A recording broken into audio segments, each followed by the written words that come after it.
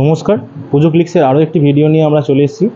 এখন এই মুহূর্তে আমরা আছি হাওড়া সালকিয়া অঞ্চলে ভারত সংঘ ক্লাবে।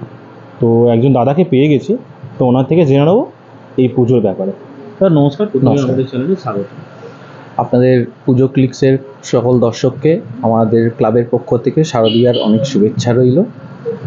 এবছর আপনাদের কততম বর্ষ? এবছর হচ্ছে আমাদের 49তম বর্ষ। এবছরের আমাদের থিম হচ্ছে শুন্ডি রাজার দেশে। দুর্গাপুজো আগে যেমন সর্বকালের সর্বজনের ছিল, ইউনেস্কো থেকে স্বীকৃতি পাওয়ার পর সেই দুর্গাপুজো এখন বিশ্বজনীন হয়ে উঠেছে।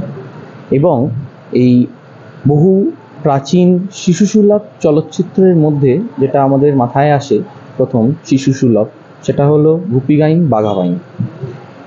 আর ওই প্রাচীন চলচ্চিত্র যেহেতু আমাদের মাথায় আসছে, হাওড়ার প্রাচীনতম জায়গা হলো শালিখা। এটা আগে শালিখা নামে পরিচিত ছিল, পরবর্তীকালে সালকিয়া নামে পরিচিত হয়।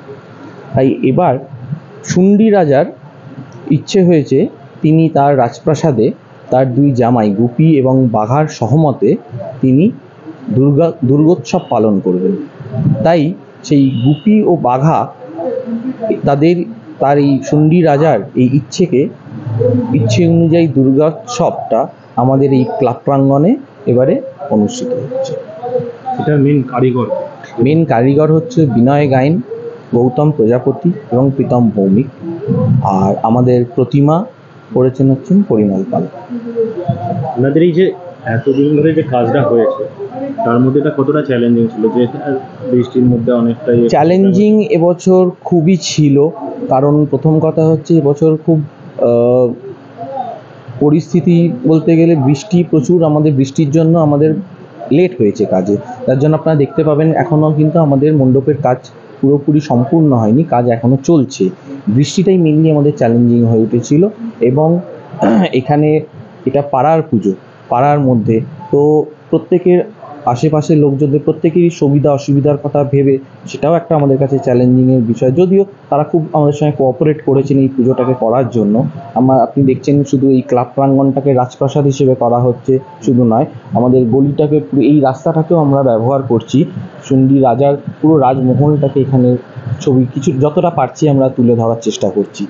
তো মেনলি হচ্ছে আমাদের বৃষ্টিটা খুব আমাদের পক্ষে চ্যালেঞ্জিং হয়ে উঠেছে।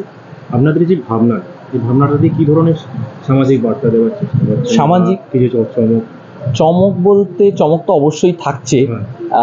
পুরো চমকটা এই মুহূর্তে আমরা বলছি না, কারণ আমাদের চতুর্থীতে উদ্বোধন। চমক অবশ্যই থাকছে প্রত্যেক দর্শনার্থীদের জন্য। শুধু এটুকুনি বলবো, এলে আপনাদের ভালো লাগবে, অবশ্যই আসবেন, প্রত্যেক দর্শনার্থী অবশ্যই আসবেন, এসে অবশ্যই দেখবেন। চমক তো হাওড়া ময়দান একটু আমাদের সামনেই চলে এসেছে, তো ওখান থেকে যদি আপনি রুট ম্যাপটা বা পথ নির্দেশটা যদি আমাদের হাওড়া ময়দান থেকে যে কোনো অটো, শালকিয়ার অটো স্ট্যান্ড আছে হাওড়া ময়দানে, শালকিয়ার অটোতে উঠলেই শালকিয়া চৌরাস্তা থেকে আমাদের ক্লাব হচ্ছে 10 to 15 মিনিটস। বছর আপনাদের যে সমস্ত সামাজিক অনুষ্ঠান থাকে তো সেইগুলো যদি একটু দেওয়া। সারা বছর আমাদের ক্লাবের নানান ধরনের সমাজসেবক অনুষ্ঠান আমরা করে থাকি।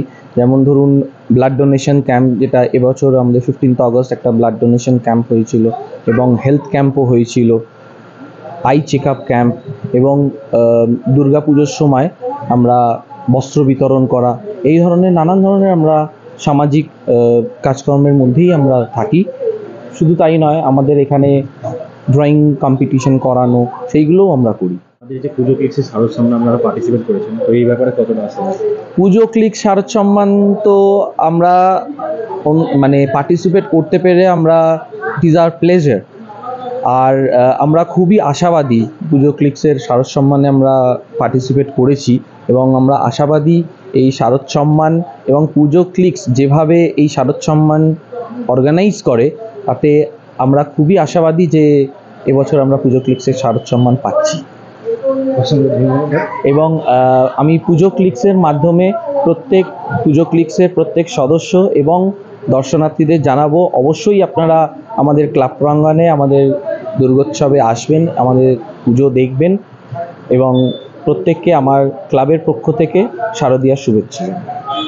থ্যাংক ইউ দাদা আমাদেরকে সময় দেওয়ার জন্য।